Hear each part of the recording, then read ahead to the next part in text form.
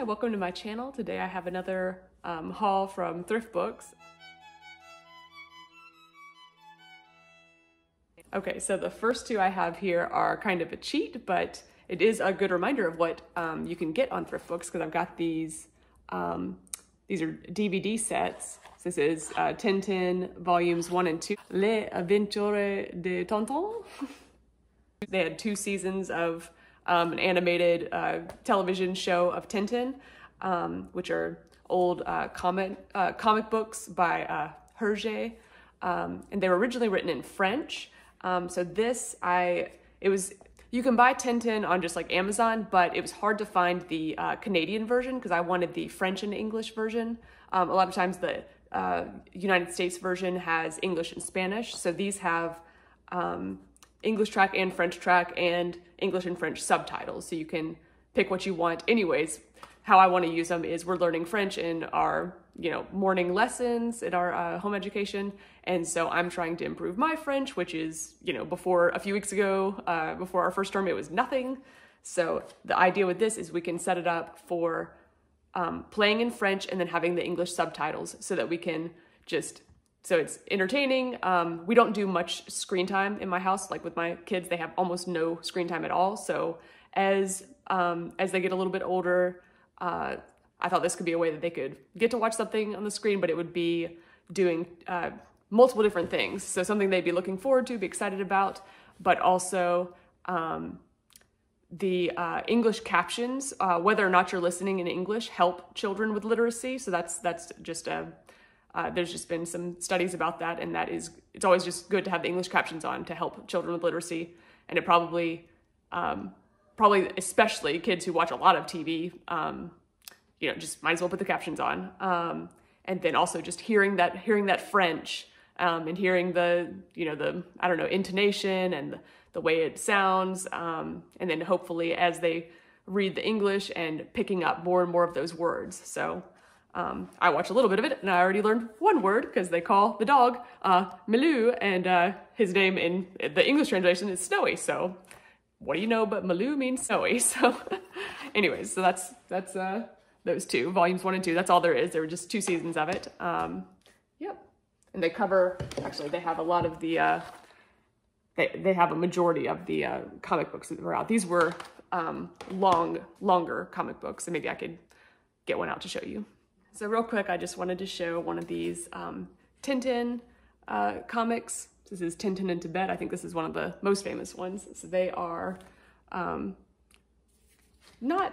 they're not so short. This one is 62 pages, but these are great for reluctant readers. So right when they're starting to read, because there's pictures, but there's lots of words and they can't figure out what's going on unless they read the words.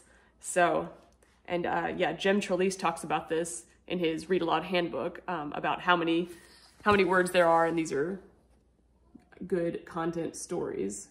So I have not actually read them yet, but my cousins have enjoyed them and recommended them, so we just got them recently, and I'm looking forward to reading them all, and in case I have reluctant readers. There's always that little stage where when they start learning to read on their own, but then you have to really get into something and really be motivated, so something like this is a good option.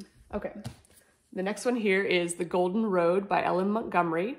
So this is the second book to The Story Girl by Ellen Montgomery. So I heard about this from Chantel. I've been collecting Ellen Montgomery. I love the 8 Anne of Green Gables related books. I think there's 6 that are like the Anne books, and then 7, 8 are a little bit different, but I've been collecting those because I loved those so much that I wanted to try some of her other works. So I'm just collecting those for fun. Okay, and then here is one that A Delectable Education had recommended on their Living Books library site. So this is Stories from the Bible by Walter de la Mare. So he is a poet. We have a book of poetry by him. And so I thought this would be cool to try. It does have some little illustrations in it, but it's mostly, yeah, it's got some. But it's mostly a reading storybook rather than a picture storybook. But yeah, so I try to be very careful with what kinds of Bible storybooks we keep in our house, because wherever it's going to detract, or if it's going to be something that you would be tempted to read instead of the Bible, I don't think that's a good place to have them, but wherever it kind of excites a child's or the person's imagination and makes you ready to read that story again and pick up even more details, helps you relate more with the person, how they might have been, because you have to keep in mind that these are just, these are made up, and the Bible is the true and holy Word of God. So you have to keep that in mind to keep things in perspective, that the way that an author might portray something might not be the way that it actually was. So, but I think it's good. You know, it's always good to bring those questions and thoughts to the table. Maybe they felt like this, maybe they felt like that. You know, those are good things to think through. So I'm hoping that'll be a helpful thing in our homeschool. Okay, here is this book, Strawberry Girl by Lois Linsky. This was like in awesome condition from ThriftBooks, hardcover. It's got nice pictures in it. Anyways, this is just one that it's an old classic. It's a Newbery Medal winner, so I wanted to try it out. I had an old paperback of it, but it was kind of so old that the pages were like very yellowed and kind of dirty, and I was like, I just don't want to touch this book. That was one I got for free. So anyways, when I see that I can get a book from ThriftBooks that's like hardcover for around the same price as it would cost to buy it brand new paperback, I'm like, yeah, I'm gonna go ThriftBooks. So that's what I did there.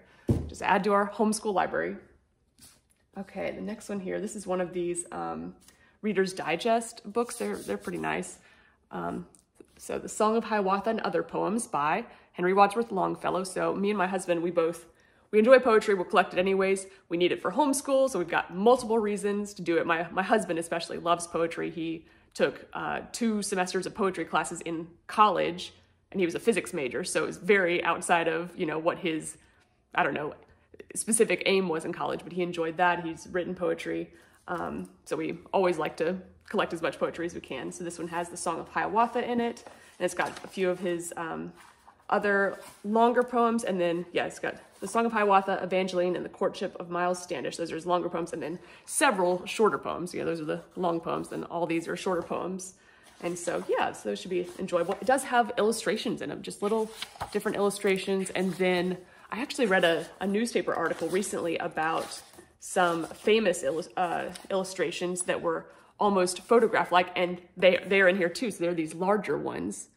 So, so yeah, that's cool. So we'll just enjoy that. I know we'll need this later in homeschool, and yeah, just recently we read the Susan Jeffers illustrated version of portions of this from the chapter that is The Childhood of Hiawatha. So I just saw this and it was cheap and wanted to get it too. All right, here's another one I was excited about. We got this from the library, The Enchanted Castle, and so now we have it to keep. This is one of a set of, let's see. Okay, it's called the Books of Wonder set, and they've put out different versions of books. Yeah, I've got a few here. Like this is one, the Books of Wonder. Anyways, they put out nice ones with illustrations. Most of them are not black and white. That one's black and white because it's all the statues at night in the moonlight. Let me see if I can find another picture. But yeah, this is E. Nesbitt, and yeah, we really enjoyed this book. My son has asked lots of very interesting, imaginative questions after reading this, and so we wanted to have it for our home library. Okay, and here is another one of those Books of Wonder books. This one is A Connecticut Yankee in King Arthur's Court, which we did already have like a mass market paperback of this, but when I saw that it was illustrated by this Trina Shard-Hyman, who is one that we are familiar with, I just really wanted to get this. And of course, ThriftBooks makes it easy because they have great prices. And they have, I love their options for older books, how you can set up your wish list and get things that you really can't get other places anymore. Amazon's good for new stuff, but it's not as good for things that have been, I don't know, out of print for a while, I guess. Here's a funny one. So yeah, this is a Mark Twain that I really enjoy this book. I think it's funny, and I love King Arthur stuff, so that's right up my alley. Okay, and then this final one, here's the big one. This is the Golden Bible Atlas. So this was another one that Intellectual Education recommended to have to go along with Bible lessons, or, I mean, also anytime you can get a good atlas for kids, that's a great thing for homeschool. So this one has some narrative portions in it as well, but it goes through, I was mainly looking at like the second chapter, I think, because that was, okay, yeah, the third chapter, I guess, because that was about Egypt, which is where we are. We're reading Exodus, so I was looking at what they had there. Kind of has some pictures of animals that might have been on the Nile. You've got the maps here, some photographs. So anyways, that should be a cool addition. And once again, this is an old book, but ThriftBooks makes it really easy to find it. I set up like a wish list, and I'm able to get notifications when they have these kind of rarer, older things come in, and if it's a good price, because there's some things that I want, and if they come in stock, they're like ridiculously priced. I'm like, no. But so that's how I purchase stuff. That's how I make my decision on what to purchase. The things that are too much, I'm like, I will reserve my money for the things that I can get for like $4 or something. Especially those $4 ones. Yeah, those are awesome deals. All right, well, thanks so much. Bye.